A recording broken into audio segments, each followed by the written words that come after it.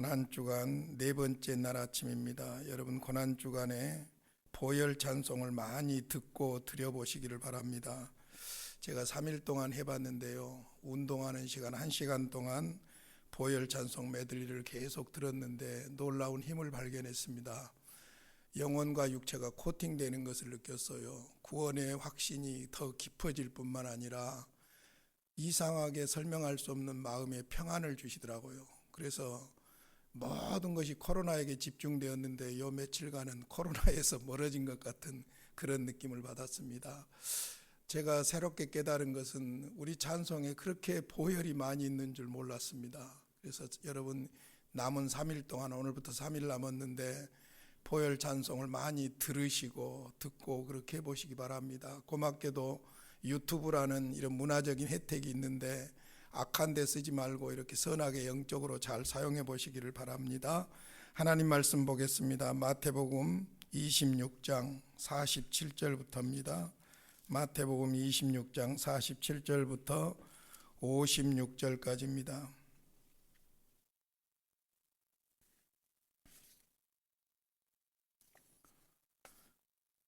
우리 같이 보겠습니다. 말씀하실 때에 12 중에 하나인 유다가 왔는데 대제사장들과 백성의 장로들에게서 파송된 큰 무리가 칼과 멍치를 가지고 그와 함께 하였더라. 예수를 파는 자가 그들에게 군호를 짜 내게 그를 잡으라 하시니라. 곧 예수께 나와 랍비여 안녕하시옵니까 하고 입을 맞추니 예수께서 이르시되 친구여 내가 무엇을 하려고 왔는지 행하라 하시는데 이에 그들이 나와 예수께 손을 대어 잡는지라. 예수와 함께 있던 자 중에 하나가 손을 펴 칼을 빼어 대제사장의 종을 쳐 그 귀를 떨어뜨리니 이에 예수께서 이르시되 내 칼을 도로 칼집에 꽂으라. 칼을 가지는 자는 다 칼로 망하느니라. 너는 내가 내 아버지께 구하여 천사를 보내시게 할 수 없는 줄로 아느냐. 내가 만일 그렇게 하면 이런 일이 있으리라 한 성경이 어떻게 이루어지겠느냐 하시더라. 그때 예수께서 무리에게 말씀하시되 칼과 뭉치를 가지고 나를 잡으러 나왔느냐. 내가 날마다 성전에 앉아 가르쳤으되 너희가 나를 잡지 아니하였도다. 그러나 이렇게 된 것은 다 선지자들의 글을 이루려 함이니라 하시더라. 이에 제자들이 다 예수를 버리고 도망하니라. 아멘. 이에 제자들이 다 예수를 버리고 도망하니라. 가슴 아픈 기록이 나옵니다. 어제 아침에 끝까지 사랑하시는 예수님의 십자가 사랑을 이야기했는데 그 끝까지라는 말, 에이스 텔로스라는 말이 마지막까지 끝까지 그 말도 있지만은 중요한 것은 영원이라고 제가 말씀을 드렸는데 어떤 분이 그런 간증을 하더라고요. 영원이라는 말이 꽂혔다고 그러더라고요. 영원히. 십자가의 사랑은 영원한 사랑입니다. 할렐루야. 끝까지 사랑하셔서 구원하시고 십자가 사랑으로 영원히 하나님과 함께 할 줄로 믿습니다. 오늘 아침에는 예수님을 십자가에 죽인 사람들, 악역의 주인공들을 생각해 보겠는데 그 사람들에게 다 관점을 맞추지 마시고 자신에게 물으시기 바랍니다. 누가 예수님을 십자가에 못 박혀 죽게 했는가? 누가?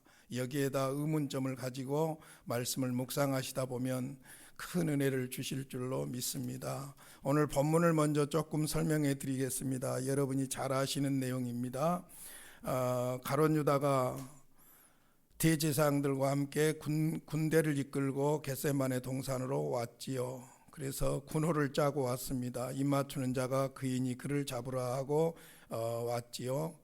사실 그 요한복음 18장에도 이 같은 내용이 나오는데 마가, 누가, 요한 다 나오지요. 그런데 요한복음 18장에 보니까 여기에 대제사장들과 백성의 장로들에게서 파송된 큰 무리가 칼과 뭉치를 가지고 그와 함께 하였더라 했는데 여기에 큰 무리를 요한복음 18장 3절에서는 군대라고 했어요. 그리고 그 군대 개념이 원문적으로 보면 약 600명 정도의 군사를 끌고 온 걸로 그렇게 정리가 됩니다. 그러니까 많은 사람들이 예수님을 잡으러 왔지요. 가증스럽게도 선생님 안녕하십니까 하고 가룟 유다가 예수님께 입을 맞추지요.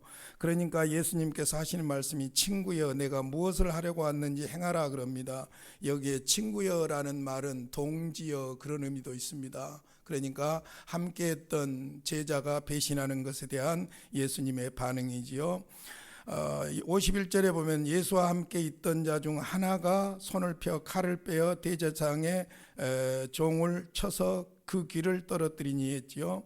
여기에 예수와 함께 있던 자 중에 하나가 그랬어요. 마가, 누가복음 다 동일하게 하나가 그렇게 기록하고 있는데 요한복음 18장에 보면은 10절이죠. 베드로로 이름이 정확하게 나옵니다. 역시 혈기 있는 베드로가 앞장서서 칼로 제사장의 종의 귀를 자르는 이런 일을 행합니다. 이때 예수님께서 다른 복음서들을 보면은 그 귀를 고쳐주시면서 제자들에게 말씀하시죠. 칼을 집에 꽂으라고 하면서 칼을 사용하는 자, 칼을 쓰는 자는 칼로 망한다고 그렇게 예수님께서 경고합니다. 그러면서 하시는 말씀이 53절이에요. 너는 내가 내 아버지께 구하여 지금 12군단 더 되는 천사를 보내시게 할 수 없는 줄로 아느냐.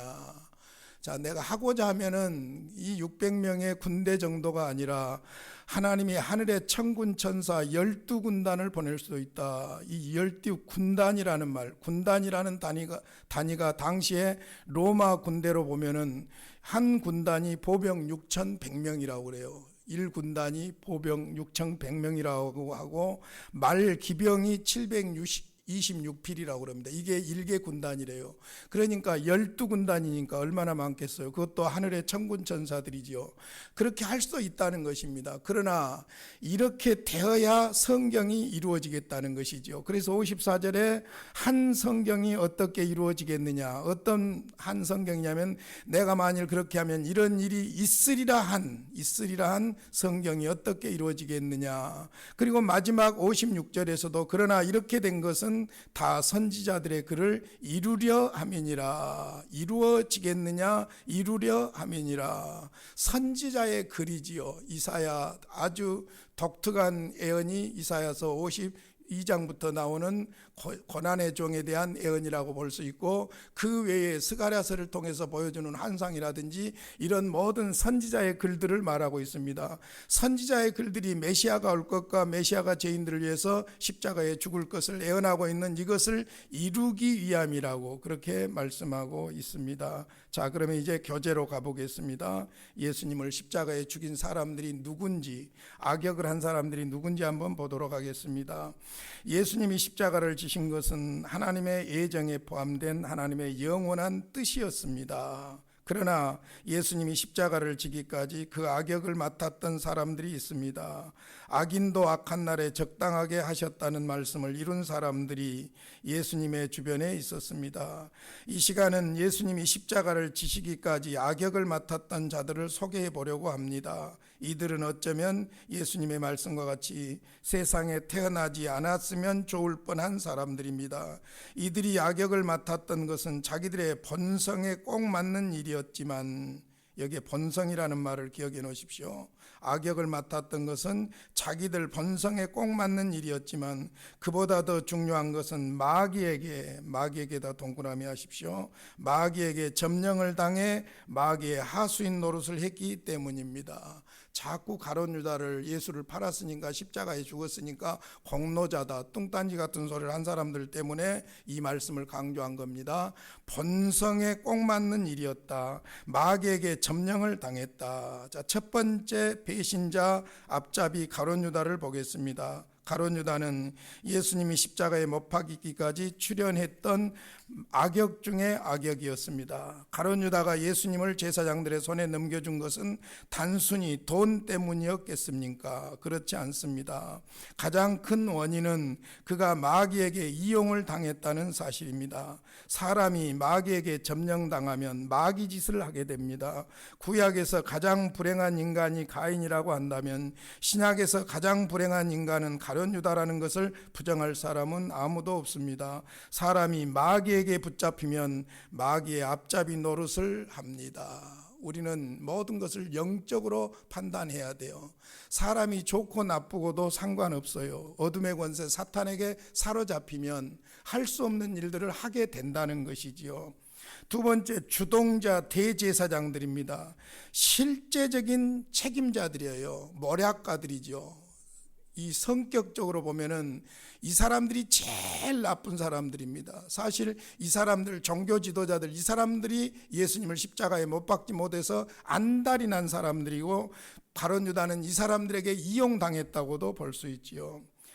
마태복음 26장 65절로 66절 보면은, 이에 대제사장이 자기 옷을 찢으며 이르되 그가 신성모독하는 말을 하였으니 어찌 증인을 더 요구하리요. 보라, 너희가 지금 이 신성모독하는 말을 들었도다. 너희 생각이 어떠하냐 대답하여 이르되 그는 사형에 해당하니라 하고, 거짓 증인들과 거짓 증언으로 예수님을 십자가에 못 박도록 했습니다. 그 사람들이 바로 대제사장들과 사내들인 공회의 일부들이라고 볼 수 있지요.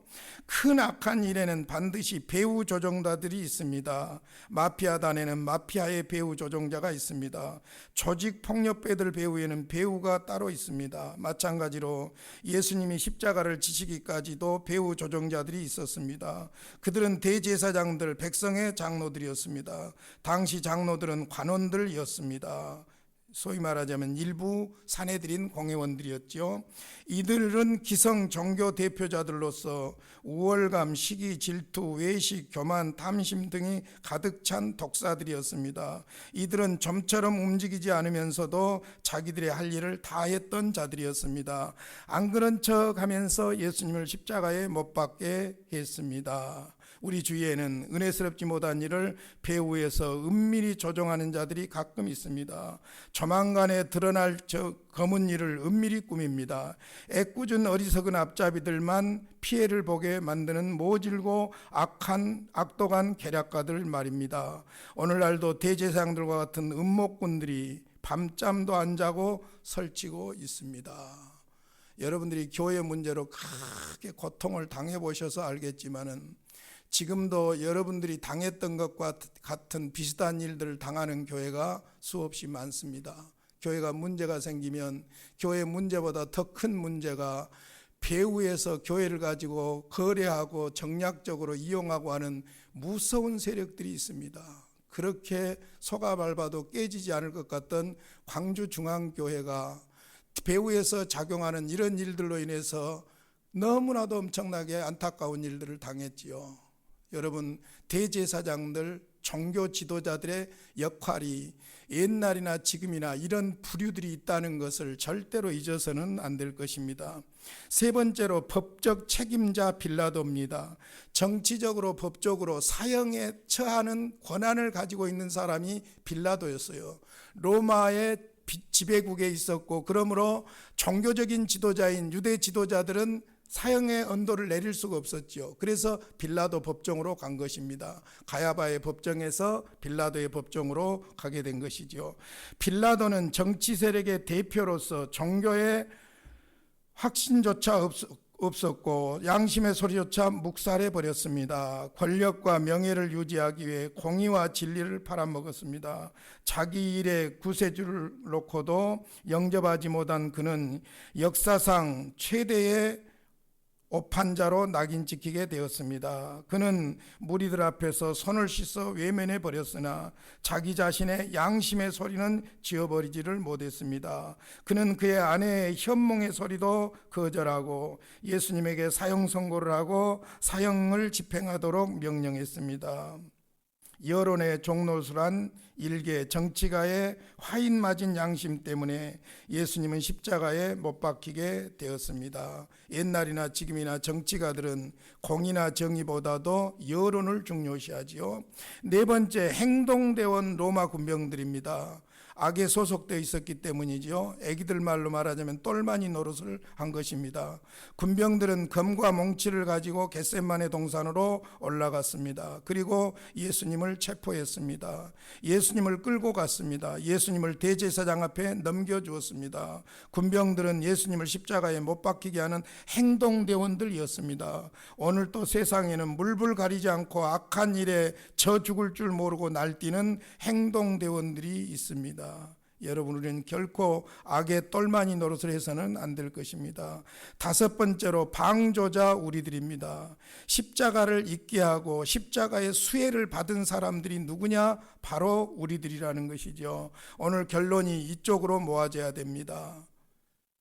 빌라도도 아니고 대제사장도 아니고 가룟 유다도 아니고 예수님이 십자가에 죽게 된 것은 죄 때문이지요. 그렇다면 우리 때문에 예수님이 십자가에 죽었다는 것입니다.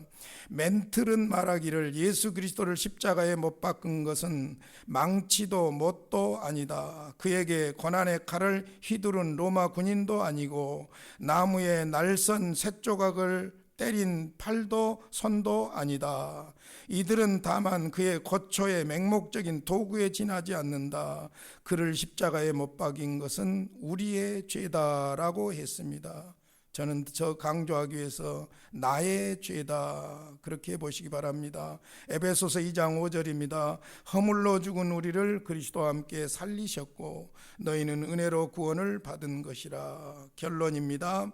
매닝은 말하기를 최고의 종교가들인 대제사장들, 최고의 교육가들인 서기관들, 최고의 관원인 장로들이 그리스도 구세주됨과 왕됨을 부인하고 그를 십자가에 못 박게 한 것이라고 했습니다. 엄격하게 말하자면 종교적인 시기 질투심이 엄청나게 작용했다는 것이죠. 예루살렘은 17번이나 파괴를 당하여 잿더미가 됐고 38번이나 외적의 공격을 받았지만 깨닫지를 못했습니다. 그들이 기다리던 메시아가 정작 그들 앞에 서 있었지만 그들은 주님을 용납하지 않았고 그들의 죽은 종교와 무력한 교훈과 외식으로 그들 자신도 또 군졸들까지도 외면하고 말았습니다. 십자가에 못 박히게 하고야 말았습니다. 예수님을 십자가에 못 박힌 사람들을 성경을 배경으로 구체적으로 그 악역들을 살펴보았습니다. 악역 중에 악역인 가룟 유다, 대제사장, 그리고 군병들, 그리고 방조자 우리들까지 생각했습니다. 가장 중요한 것은 예수님이 왜 십자가에 죽었는가? 죄 때문에 죽었다. 나는 누군가 죄인이다. 그렇다면 예수님을 십자가에 못 박은 사람은 바로 나다. 내 사건으로 받아들이시기를 바랍니다. 그래서 우리는 내 죄를 위하여 십자가에 죽으신 예수님을 믿음으로 구원받았습니다. 우리 찬송